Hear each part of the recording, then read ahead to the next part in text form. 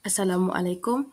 Dalam tugasan ini, kami akan mengupas sedikit kajian kes pengurusan sumber manusia di sektor awam dan swasta.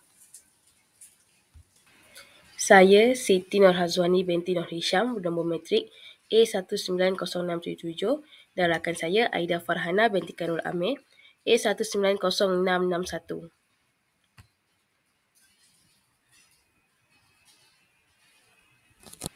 Pengenalan. Sumber manusia adalah salah satu cabang pengurusan yang sangat penting dan ditakrifkan sebagai sekumpulan kaki tangan dan pekerja yang berkhidmat dalam sesebuah organisasi.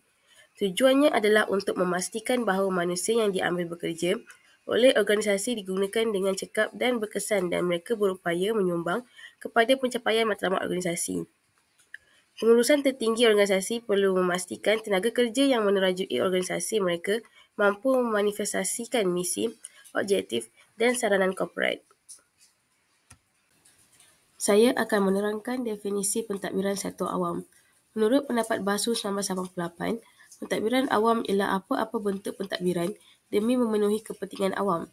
Ianya proses mengurus yang tertumpu kepada tugas-tugas untuk mentadbir negara demi kepentingan rakyat. Pentadbiran awam bertanggungjawab pelbagai hal ehwal negara seperti soal pendidikan, pertanian, kebajikan rakyat, kesihatan, kawalan undang-undang dan sebagainya. Kes pengurusan sumber manusia sektor awam. Ibu bapa desak guru besar dan guru penolong kanan dipindahkan segera. Menurut surat khabar Kosmo Digital yang bertarikh 28 Julai 2023. Sekumpulan ibu bapa nekat memasang spanduk di sebuah sekolah di Damansara gara-gara tidak puas hati dengan pentadbiran sekolah berkenaan. Seperti yang tertera di spanduk itu, mereka menggesa guru besar dan penolong kanan pentadbiran itu dipindahkan daripada sekolah berkenaan dengan segera. Mereka mendapati tiada sebarang penyelesaian dibuat oleh pihak berwajib walaupun sudah melalui aduan rasmi sepanjang 3 tahun. Antara sebab yang meningkatkan kemarahan ibu bapa adalah banyak program yang dirancang ibu bapa bersama PIBG telah dihalang oleh pihak pentadbir. Tiada budi bicara, sifat empati dalam semua tindakan beliau serta tidak ambil endah tentang aduan yang dibuat kerana menurut mereka, mereka ada kabel yang besar di Jabatan Pendidikan Negeri Selangor.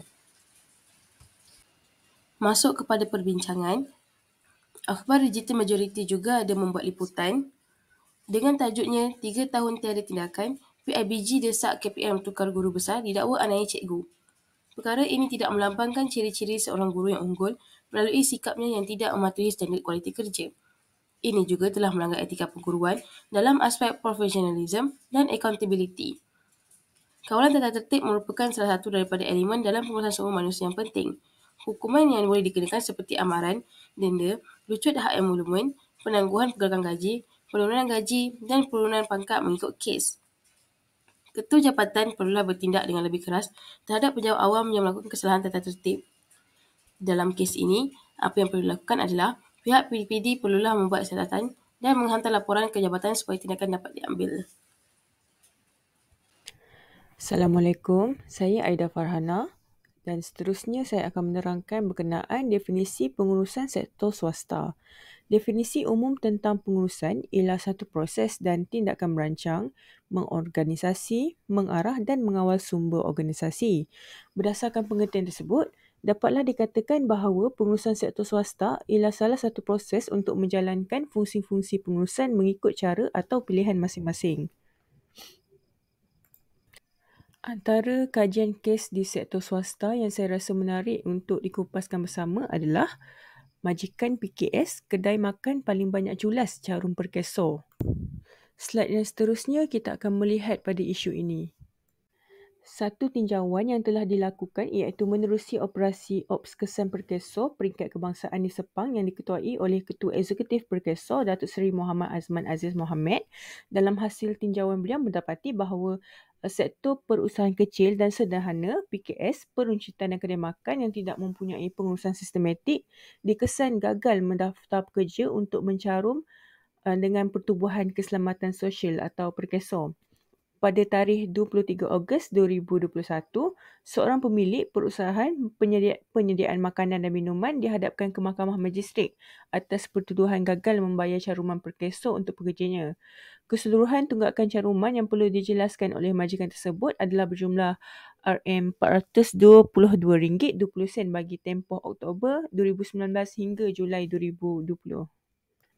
Sebagai perbincangan, sebagai seorang pekerja sudah semestinya kita mempunyai hak-hak yang disebut sebagai hak asasi manusia yang harus dipenuhi oleh majikan atasan bagi menjamin kelangsungan kehidupan manusia yang bekerja. Hak asasi manusia ini telah banyak disuarakan oleh pelbagai pihak termasuklah para akademik, kesatuan sekerja, pihak kerajaan dan tidak terkecuali juga badan-badan antarabangsa International Labour Organisation ILO yang sering memberikan penekanan terhadap keperluan majikan untuk menjaga hak-hak asasi pekerja.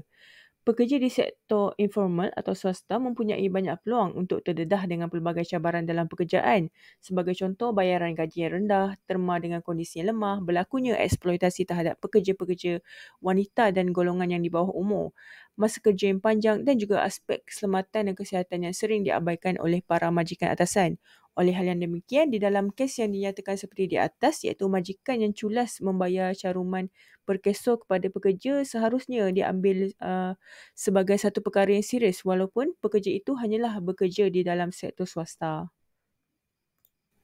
Sebagai kesimpulan, pengurusan sektor awam dan swasta mempunyai persamaan dan perbezaan yang jelas seperti sistem pentadbiran, pelaksanaan operasi, objektif organisasi, peningkatan produktiviti dan sebagainya.